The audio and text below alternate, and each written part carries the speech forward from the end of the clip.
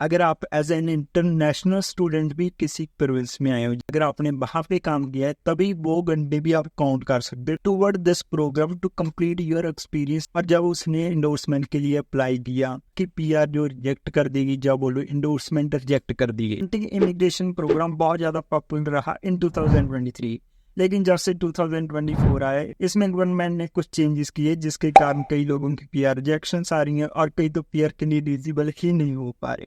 लेकिन पीआर लेना अभी भी बहुत ईजी है, सिर्फ उन लोगों के लिए जिनको रूल्स के बारे में अच्छी सी क्लियरिटी है कि किस नौकरी के साथ किस प्रोविंस में काम करना है। अभी बहुत ज्यादा लोग पीआर ले रहे हैं अंडर दिस प्रोग्राम, लेकिन आज की वीडियो के बाद हम आपके लिए पीआर इजी बना देंगे क्योंकि हम सारे रूल्स डिस्कस कर लेंगे under the Atlantic immigration program. लेकिन उससे पहले मैं बता दूं कि हमने एक पीआर सीरीज 2024 स्टार्ट की है जिसमें हम सारे प्रोविंस कवर कर रहे हैं कि कहाँ पे क्या रूल्स चल रहे हैं फॉर द पीआर इन 2024।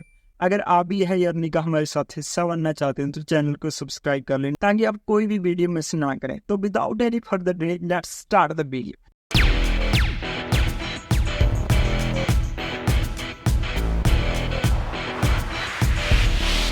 हाँ जी, अटलांटिक इमिग्रेशन प्रोग्राम ये प्रोग्राम है जो इन्वेस्ट करता है 4 प्रोविंसों में, जिसमें Pennsylvania, Nova Scotia, New Brunswick and Newfoundland and Labrador.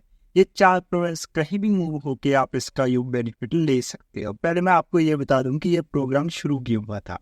ये प्रोग्राम इसीलिए शुरू हुआ क्योंकि जो अटलांटिक प्रोविंस थे इसमें ठंड बहुत पड़ती, थोड़ा सा बैकवर्ड एरिया था, इसीलिए यहाँ पे डेवलपमेंट नहीं हो रही थी, लेबर शॉर्टेज भी थी, लोग पॉपुलेशन भी कम थी। इसलिए कैनेडियन इमिग्रेशन ने सोचा क्यों ना यहाँ पे एक पीआर प्रोग्राम लॉन्च कर दिया जाए ताकि ज्यादा से ज्यादा इमिग्रेंट्स इधर को अट्रैक्ट हों, ज्यादा लोग आएंगे तो ज्यादा एक्सपेंडिचर होगा, ज्यादा बिजनेस होगा, ज्यादा जॉब्स होंगे, लेबर शॉर्टेज की जो भी प्रॉब्लम है वो सॉल्व हो सकती है। तो इन्होंने 2021 में ये प्रोग्राम लेके आए कुछ टाइम के लिए, अटलांटिक इमिग्रेशन प्रोग्राम। लेकिन इसको बाद में एक परमानेंट प्रोग्राम बना दिया ताकि यहाँ पे लोग आते रहें और डेवलपमेंट होती रहे। लेकिन जो भी लोग ये अभी मूव होंगे उनके लिए उन्होंने कुछ रूल्स रखे कि अगर यहाँ पे आप मूव होकर किसी भी प्रोविंस में आप परमानेंट रेजिडेंसी लेना चाहते हो तो आपको कुछ रिक्वायरमेंट्स मीट करनी होंगी, जिनमें 3 तो बड़ी ही सिंपल रिक्वायरमेंट्स थी। जिसमें पहली आ जाती है एज की, आपकी एज जो 18 से लेके 59 के बीच होना चाहिए, क्योंकि आपकी एक वर्किंग एज होगी तभी तो आप यहाँ पे आगे काम कर सकोगे, ठीक है, और बाकी चीजें कर सकोगे। इसीलिए उन्होंने एज का रखा। और दूसरा रखा रिलेटेड टू लैंग्वेज, क्योंकि अगर आप यहाँ पे मूव होंगे, अगर आपको इंग्लिश नहीं आती होगी तो आप लोगों से इंटरेक्ट नहीं कर पाओगे, कोई जॉब नहीं कर पाओगे।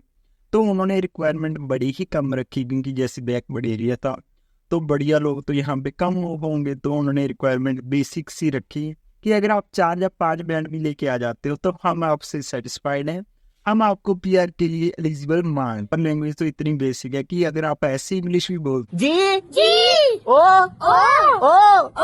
जी जी एले एले ई गुलगुलो तो तब भी आप एलिजिबल हो जाओगे for the permanent residence in the Atlantic province. और तीसरी जो रखी रिक्वायरमेंट बहुत ही रिलेटेड टू द एजुकेशन कि अगर आप यहाँ पे मूव होते हो, आपकी जॉब है टीयर 4, 3 या 2 की, तो आपकी कम से कम सेकेंडरी स्कूल पास होनी चाहिए।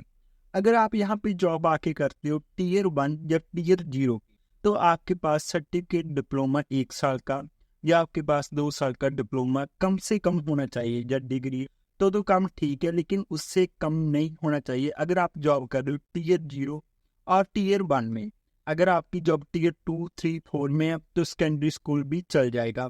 ये 3 रिक्वायरमेंट तो बहुत ही सिंपल है and very easy to understand. हाँ, ये 3 रिक्वायरमेंट तो बड़ी सिंपल है, लाइक प्री नर्सरी का बच्चा भी ये समझ सकता है। लेकिन उसके बाद आ जाता है वर्क एक्सपीरियंस, वो समझना थोड़ा सा कॉम्प्लेक्स है।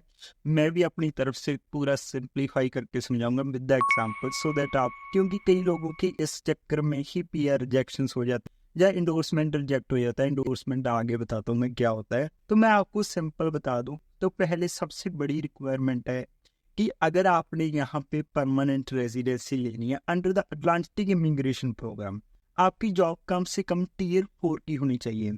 क्योंकि कनाडा में क्या है कि सारी जॉब्स क्लासीफाई की हुई हैं टीयर 0, 1, 2, 3, 4, 5 में, ठीक है। अगर आपकी जॉब टीयर 5 में है तो आप क्वालिफाई नहीं करते अंडर दिस प्रोग्राम। जितनी बड़ी आपकी पोजीशन है उस हिसाब से आपका टीयर जाएगी। सबसे बड़ी पोजीशन तो टीयर 0 होगा, उससे नीचे टीयर 1, उससे नीचे टीयर 2। ऐसे सारी जॉब्स क्लासीफाई की हुई कनाडा ने अपने हिसाब से। तो मेक श्योर अगर आप अटलांटिक इमिग्रेशन प्रोग्राम के अंडर फॉल करना चाहते हो कि आपकी जॉब टीयर 4 में फॉल करती हो। इसके अलावा अगर आपने जॉब ढूंढ ली, आपके पास है जॉब टीयर 4 की, तो आपको 1560 घंटों का वर्क एक्सपीरियंस गेन करना पड़ेगा।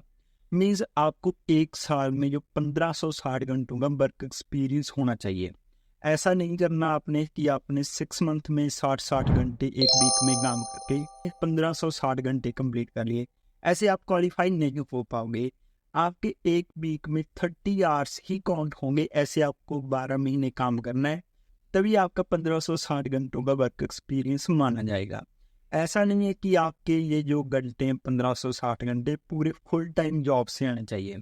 आपने अगर पहले कोई पार्ट टाइम जॉब की है, अगर आप एज एन इंटरनेशनल स्टूडेंट भी किसी प्रोविंस में आए हो, जैसे आप ओंटारियो में आए हो, ठीक है, अगर आपने वहाँ पे काम किया है तभी वो घंटे भी आप काउंट कर सकते हो toward this program to complete your experience of 1560 hours. अब मैं आपको एग्जांपल से बड़ा सिंप्लीफाई कर देता हूँ। जैसे एक लड़का है सोनम, जो ओंटारियो में आता है एज एन इंटरनेशनल स्टूडेंट। वो ओंटारियो में पार्ट टाइम जॉब करता है कंस्ट्रक्शन फील्ड में। अगर वो कंस्ट्रक्शन फील्ड में काम करता है एज अ पार्ट टाइम, तो उसने अगर 2 साल काम किया, हम सपोज कर लेते हैं कि उसने 660 घंटे वर्क एक्सपीरियंस वहाँ पे गेन कर लिया एज एन इंटरनेशनल स्टूडेंट होते हुए, तो वो 660 घंटे उसके वो यहाँ पे आके किसी भी प्रोविंस में मूव होके वो कंस्ट्रक्शन फील्ड में ही अपनी जॉब ढूंढेगा और 1000 घंटा वो यहाँ पे कर लेगा, ठीक है। तो वो उसका टोटल जब 1560 घंटे हो जाएंगे, उसके बाद वो एलिजिबल हो सकता है फॉर दिस प्रोग्राम। चाहे वो ये फुल टाइम काम करता होगा, 6 मंथ में कंप्लीट कर ले अपने 1000 घंटे, लेकिन एक वीक के आपने 30 आवर्स ही मैक्सिमम काउंट कर सकते हो। जब भी उसके 1560 घंटे कंप्लीट हो जाएंगे तो उसके बाद वो एलिजिबल हो सकता है for the Atlantic immigration program. लेकिन ये चीज़ कंपलसरी है अगर आप कोई भी प्रीवियस एक्सपीरियंस है आपके पास, चाहे अपनी होम कंट्री का है, चाहे किसी और प्रोविंस में है, चाहे वर्क परमिट पे है, चाहे एज अ स्टूडेंट एक्सपीरियंस है, आप सारा एक्सपीरियंस काउंट कर सकते हो। लेकिन आपने जो एक्सपीरियंस काउंट कराना है वो एक ही फील्ड का होना चाहिए। अगर आपने कोई मेडिकल फील्ड में पहले प्रीवियस एक्सपीरियंस है, तो यहाँ भी आपके पास जो जॉब है वो मेडिकल फील्ड में ही होनी चाहिए। और पोजीशन का आपको खास ध्यान रखना है। अगर आपके पास पहले as a supervisor work experience है, तो यहाँ पे आप या तो सुपरवाइजर का काम कर सकते हो आपके उस सेम फील्ड में, या उसके ऊपर मैनेजर या असिस्टेंट मैनेजर का काम कर सकते हो। ऐसा नहीं है कि आपके पास प्रीवियस वर्क एक्सपीरियंस है एज ए मैनेजर और यहाँ पे आप जॉब कर रहे हो एज ए सुपरवाइजर, तो वो एक्सपीरियंस एलिजिबल नहीं होगा अंडर द रिक्वायरमेंट्स। ऐसे ही हमारे साथ एक लड़का था अमन, उसने पहले एज ए मैनेजर काम किया था, फिर यहाँ पे फैक्ट्री में एज ए सुपरवाइजर काम करने लगा, क्योंकि उसकी पहले हायर पोजीशन थी, उसके बाद लो पोजीशन मिल गई उसको। और जब उसने इंडोर्समेंट के लिए अप्लाई किया कि पीआर जो रिजेक्ट कर देगी, जब बोलो इंडोर्समेंट रिजेक्ट कर दी गई, तो आपको ये चीज़ खास ध्यान रखना है कि जब वो आपका प्रीवियस एक्सपीरियंस है जिस पोजीशन पे है, यहाँ पे या तो सेम पोजीशन होनी चाहिए या उसके ऊपर पोजीशन होनी चाहिए। कि जो भी आपका नौ कोड है, जैसे टीयर 4 में जॉब किया, आप टीयर 3 में यहाँ पे काम कर सकते हो, या अगर आप पीछे टीयर 3 में काम किया टीयर 2 में कर सकते हो। ऐसा नहीं है कि वहाँ पे टीयर 3 में किया अब यहाँ आके टीयर 4 में कर रहे हो, तो उस सिचुएशन में आपकी जो इंडोर्समेंट है या पीआर है रिजेक्ट कर दी जाएगी। और मेक श्योर जो भी आप यहाँ पे आके जॉब करोगे वो एक full time and permanent job होनी चाहिए। ऐसा नहीं है कि वो एक सीजन में जॉब है और दूसरे सीजन में वो जॉब नहीं। और तीसरी बात का जो वर्क एक्सपीरियंस में आपको ध्यान रखना है कि अगर आपने यहाँ पे आके कोई भी जॉब करनी है किसी भी एम्प्लॉयर के साथ किसी भी प्रोविंस में, वो एक डेजिग्नेटेड एम्प्लॉयर होना चाहिए। अभी आप पूछोगे कि डेजिग्नेटेड एम्प्लॉयर हमें कैसे पता चलेगा, तो मैं नीचे लिंक दे दूंगा, क्योंकि उन्होंने अपनी वेबसाइट पे सारी डेजिग्नेटेड एम्प्लॉयर लिस्ट दी हुई है अकॉर्डिंग टू द प्रोविंस। आप उस लिंक पे जाके चेक कर सकते हो कि जहाँ पे आपको जॉब मिली है, जहाँ आपको जॉब ऑफर मिला है, कि वो कंपनी या वो एम्प्लॉयर इस लिस्ट में है या नहीं। तो आप उसको मेक श्योर कर लेना, ठीक है। मैं सारी लिंक नीचे दे दूंगा, रूल्स का लिंक भी नीचे दे दूंगा, एम्प्लॉयर्स का भी दे दूंगा, गवर्नमेंट की साइट का भी नीचे लिंक दे दूंगा। तो अगर आपने ये सारी रिक्वायरमेंट्स मीट कर ली तो ऑल गुड है। लेकिन आपको ये भी ख्याल रखना है, क्योंकि 2024 में कुछ चेंजेस आए हैं, वो आपको ध्यान रखना है।